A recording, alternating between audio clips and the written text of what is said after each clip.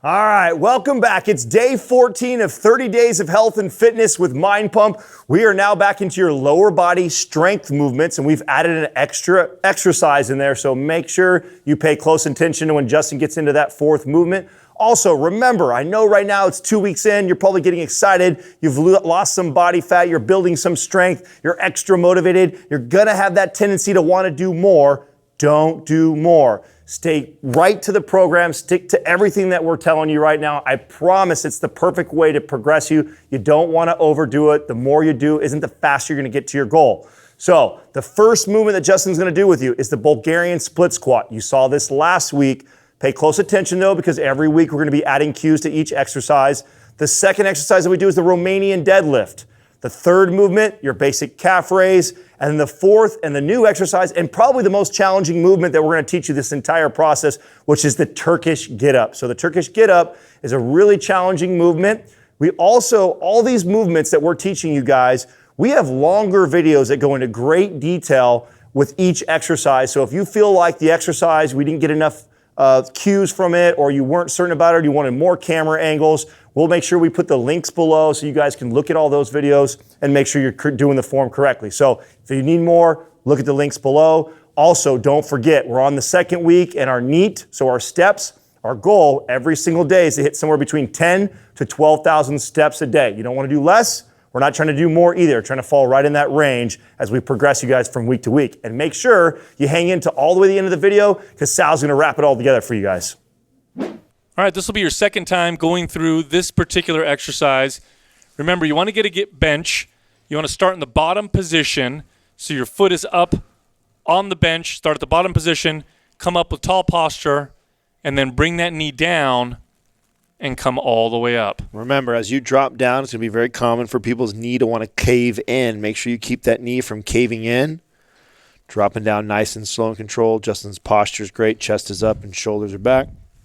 Most of the weight of your body should be on that front leg. That back leg is just for balance. You don't want to be putting too much weight on that back leg. You will defeat the purpose of this particular exercise. Next up is the Romanian Deadlift. All right, we are back over to the Romanian Deadlift. We've done this movement with you guys already before. Justin working with his max effort right here, but most of you should not be working with your max effort. You want to be able to slowly be able to decelerate the weight down to the ground. Notice he has just a slight bend in his knee, but he's keeping it in a fixed position the entire time. That's right. Good posture. You want to bend at the hips, not at the lower back. You should not have a round lower back at the bottom of this movement. Now, Justin, all joking aside, Justin is using a lightweight so he can have perfect form.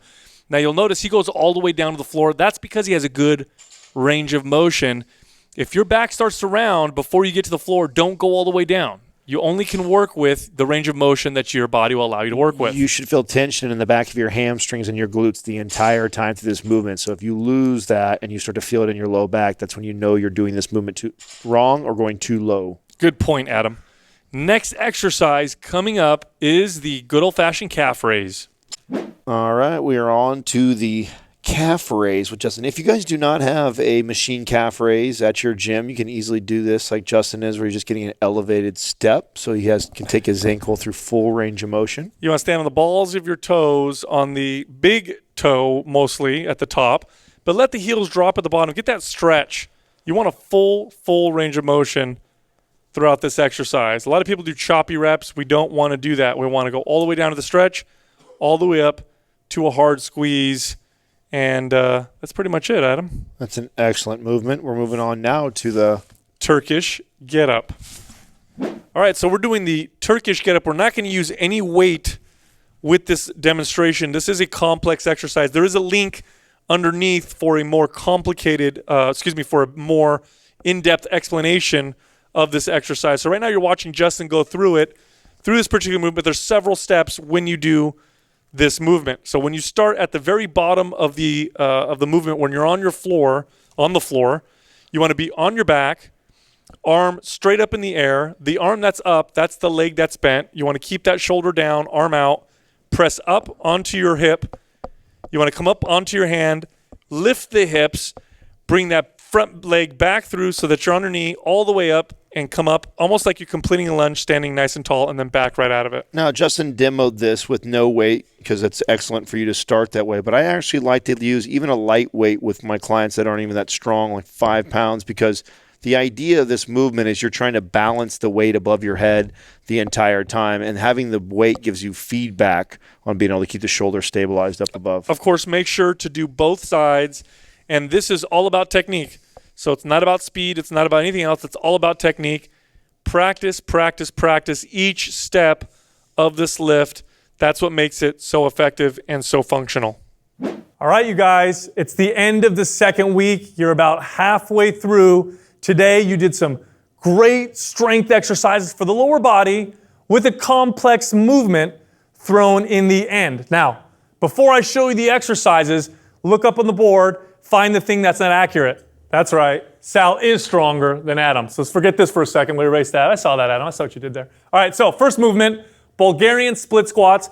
Great movement for the lower body. Romanian deadlifts. We love that for the hamstrings and glutes. Calf raises for the calves. Here's the new movement, the Turkish Get Up. Now, we demonstrated this without weight. It's a very complex exercise. So it's a very technical movement.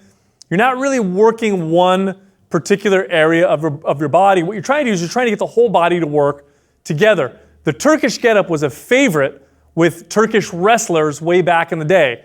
You've seen its resurgence more recently with MMA fighters and functional exercise practitioners. And there's a reason for that.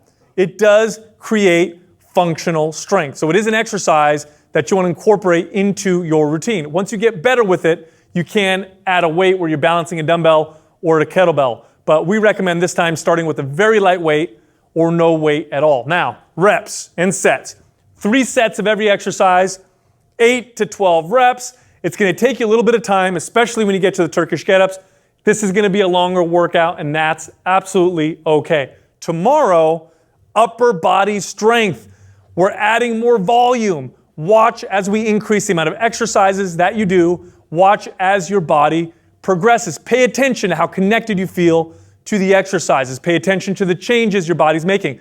Right about now, you should start to feel and see subtle changes in your body, so long as your nutrition is good. Don't eat poorly.